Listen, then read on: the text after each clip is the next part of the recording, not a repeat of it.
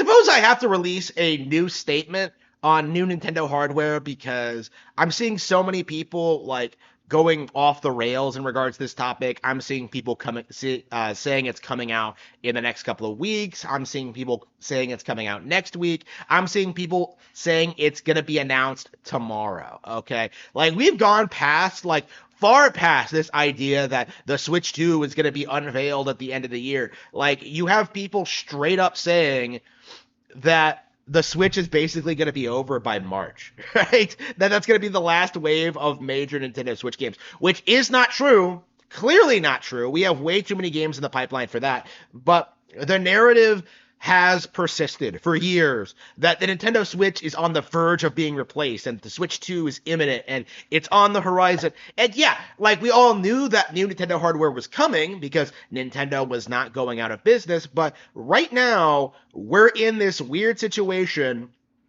where everyone is bending over backwards, trying to guarantee that the Switch is coming out very, very, very soon, and trying to gaslight people into thinking it's disappointing. And that's the major takeaway I want to emphasize when it comes to like the Switch 2 rumors at this point, is that everyone is trying to make them out to be disappointing, like no matter what, whether it's like the console being underpowered or how it's not anything fresh, new, and exciting. I've seen people like complaining about Furukawa. This is the first console he's ever head up. He's not Iwata. He's gonna screw it up somehow. He's gonna play it safe.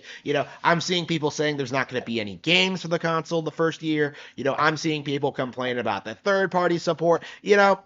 All of it basically amounts to jack shit. Why? Because all they need to do is just announce a new Mario Kart, and suddenly it's going to be the biggest thing of the year. I think people are really underestimating just how badly Nintendo has stomped the competition at this point. The narrative that Nintendo plays second fiddle to PlayStation and Xbox has kind of faded away into nothingness at this point. It's become irrelevant and obsolete because Nintendo has proven that they put out better products than the competition for the past several decades. And people know that, and they remember that, and they just love it. And with the Nintendo Direct system, it's impossible for the corrupt gaming press to manipulate gamers the way they did back in the day.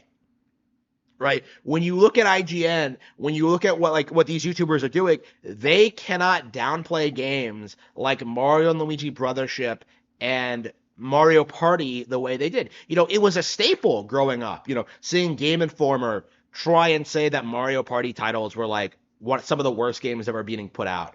And then meanwhile, they were like selling gangbusters back then.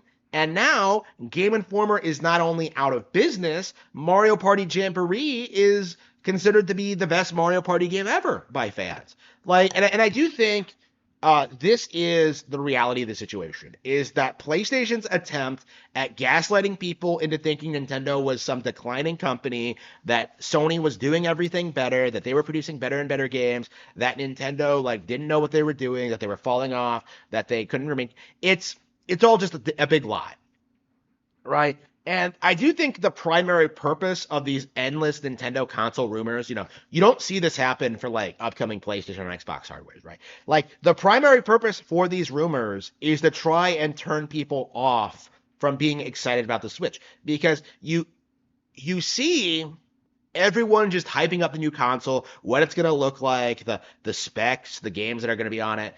And then when it finally inevitably gets unveiled, what you're going to see, just like we saw with the NX, just like we saw with the Revolution, just like we saw with Project Cafe, you're going to see people try desperately to downplay the hardware. They're going to say they were disappointed, they were expecting a lot more. I'm a big Nintendo fan, but Nintendo let me down. You're gonna be seeing a lot of that when the console actually gets unveiled. And it's a major reason why I'm so against the idea of any kind of Nintendo Switch 2 rumor coverage or discussion, because this is something that I think is observably patently false.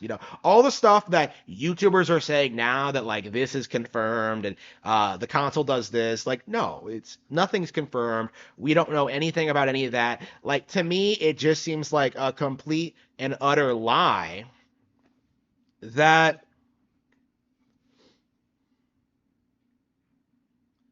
people won't admit is just for clickbait purposes.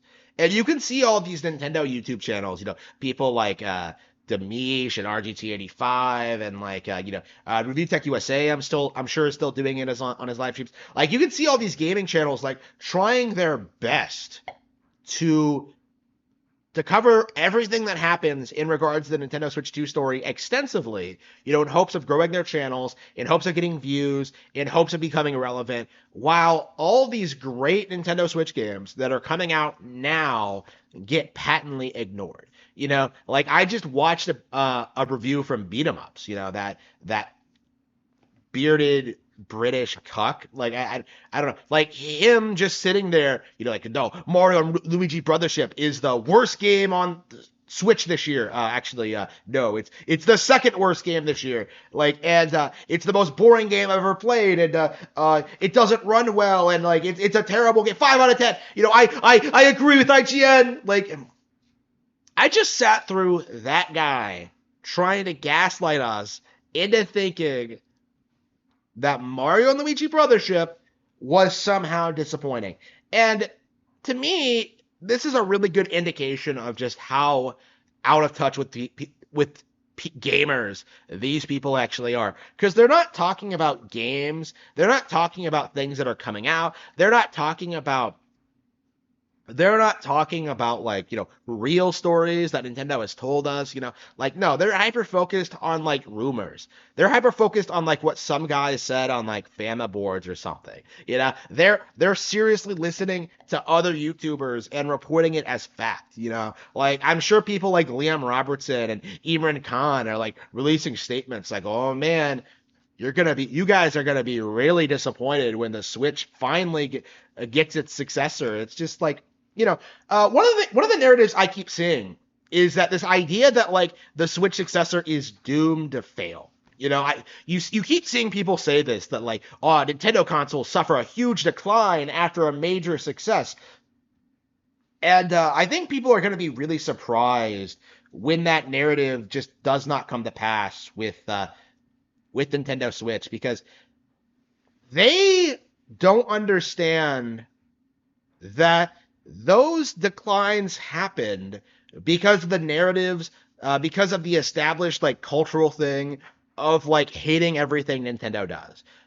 Like they don't understand that PlayStation and the gaming media were actively downplaying everything Nintendo did, to the point where unless you were already invested in the Nintendo ecosystem, you simply don't know about all of the high quality games that come out on the platform. But because of Nintendo's smart business decisions, that is no longer the critical issue it used to be, in part because of Nintendo Directs, but also in part because of just the change in gamer culture in general, the rejection of traditional gaming media.